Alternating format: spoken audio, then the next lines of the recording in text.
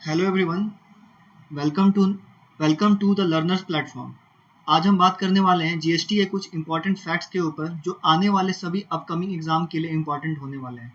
चलिए स्टार्ट करते हैं हमारा आज का सेशन। देखते हैं कि हमारा पहला प्रश्न क्या बनता है।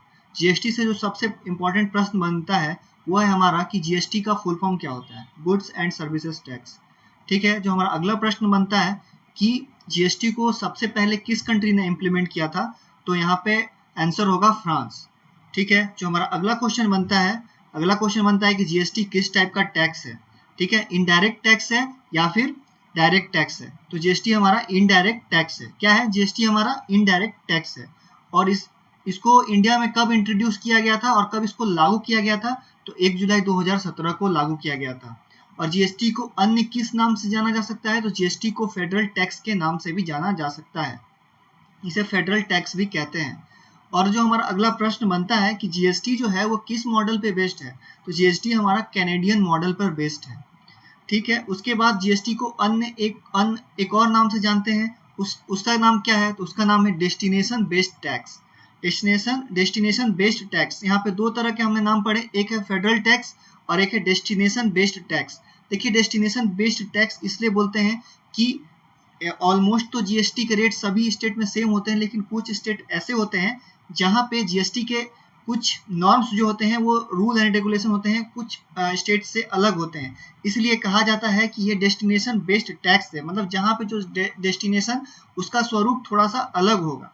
ठीक है, उस जीएसटी का केरला में जो जीएसटी है, जीएसटी के जो रूल एंड रेगुलेशन है वो थोड़ा बिहार के कंपैरिजन में, बिहार में जो जीएसटी का के रूल है उससे थोड़ा डिफरेंट होंगे।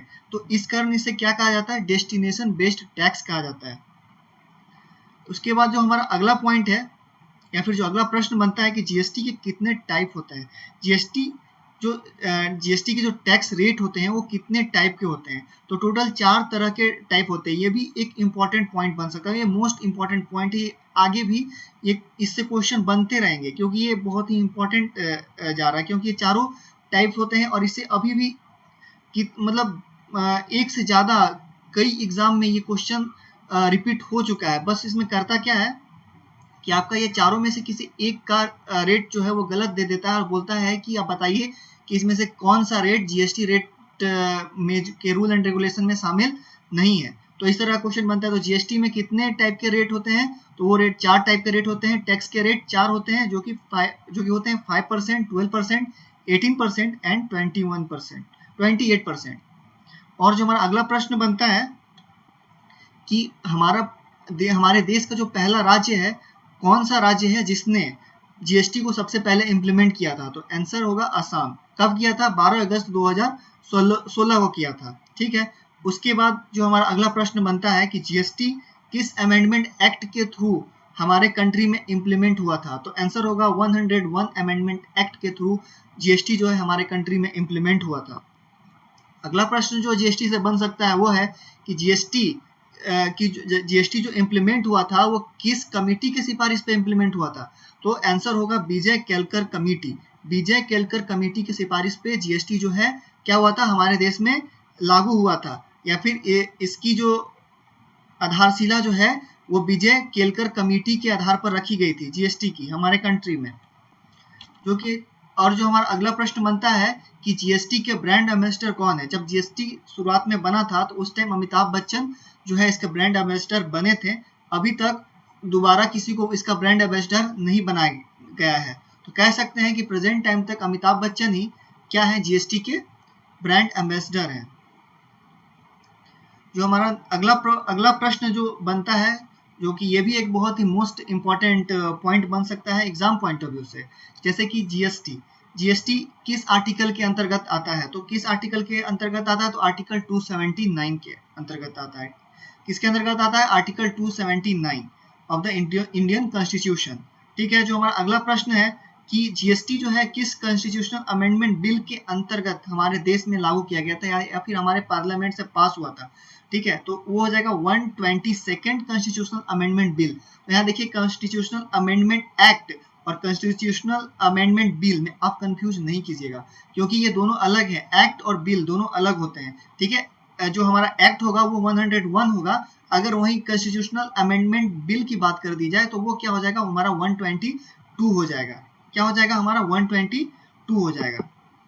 नेक्स्ट प्रश्न जो इस पॉइंट से बन सकता है वो है हमारा कि जीएसटी काउंसिल के चेयरमैन कौन होते हैं। तो जीएसटी काउंसिल के प्रेजेंट जो रूल रेगुलेशन है उसके अकॉर्डिंग जब भी कोई जीएसटी का चेयरमैन होगा वही होगा जो कि भारत का फाइनेंस मिनिस्टर होगा। जो भारत का फाइनेंस मिनिस्टर होगा वही हमारा क्या होगा, चेयरमैन होगा जीएसटी काउंसिल का। प्रेजेंट टाइम में फाइनेंस मिनिस्टर कौन है, तो निर्मला सीतारमन है। तो यानी कि अभी फिलहाल जीएसटी काउंसिल की जो फाइनेंस मिनिस्टर है या फिर चेयरमैन है, ठीक है, वो कौन है, निर्मला सीतारमन। ठीक है, और जो लास्ट पॉइंट बनता है, इसे लास्ट क्वेश्चन बनता है कि जीएसटी काउंसिल में कुल कितने मेंबर हैं। तो जीएसटी काउंसिल में कुल 33 मेंबर हैं। जब शुरुआत में जब जीएसटी लागू हुआ था हमारे देश में उस टाइम 31 मेंबर थे, लेकिन प्रेजेंट टाइम में 2 मेंबर की बढ़ोतरी हो चुकी है। क्वेश्चन करंट में अगर पूछता है कि करंट में अभी तक जीएसटी के कुल कितने मेंबर हैं, तो 33 होगा। अगर ऐसा क्वेश्चन बन जाता है, जिसकी उम्मीद बहुत कमी होगी, क्योंकि जब जीएसटी प्रेजेंट में बना था, अगर जो जीएसटी जिस टाइम बना था पास्ट में, ठीक है, उस टाइम जीएसटी के कुल कितने मेंबर थे, तो 31 आपको यहाँ पे आंसर करना है। तो जीएसटी में से रिलेटेड जितने ही पॉइंट थे, इसमें 14 ही पॉइंट मैंने डिस्कस किए, शामिल किए, क्योंकि यही इंपॉर्टेंट थे। तो आपको कैसा लगा हमारा सेशन, ठीक है, जरूर मैंने कोशिश की है कि इस वीडियो को ज़्यादा से ज़्यादा इन्फॉर्मेटिव बनाऊं। अगर आपको मेरा वीडियो जो है अच्छा लगा होगा तो मेरे चैनल को सब्सक्राइब करें और वीडियो को लाइक करें, ताकि सारे जो इंफॉर्मेटिव वीडियो, नॉलेजेबल वीडियो है वो समय पर आप तक उसकी इंफॉर्मेशन पहुंच सके। Thank you.